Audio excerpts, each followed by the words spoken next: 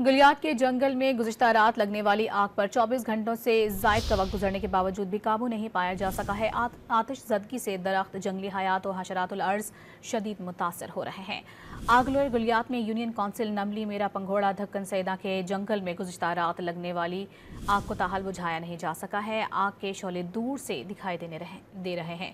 जंगल के वसी अराज़ी को लपेट में लेने के बाद आग रिहायशी आबादी की तरफ भी अब बढ़ने लगी है। मकामी लोग अपनी मदद आग के तहत आग बुझाने की कोशिशों में मसरूफ हैं, जबकि महकमा जंगलात, वाइल्ड लाइफ समेत सरकारी मशीनरी ताहाल हरकत में नहीं आ सकी।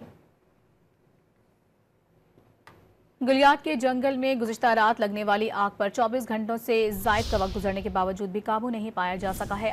आतिश ज़दगी से दरख्त, जंगली हयात और हशरातुल अर्ज़ शदीद मुतासर हो रहे हैं। आगलोर गुलियात में यूनियन कौंसिल नमली मेरा पंघोड़ा धक्कन सैदा के जंगल में गुज़िश्ता रात लगने वाली आग को ताहाल बुझाया नहीं जा सका है। आग के शोले दूर से दिखाई दे रहे हैं। जंगल के वसी अराज़ी को लपेट में लेने के बाद आग रिहायशी आबादी की तरफ भी अब बढ़ने लगी है।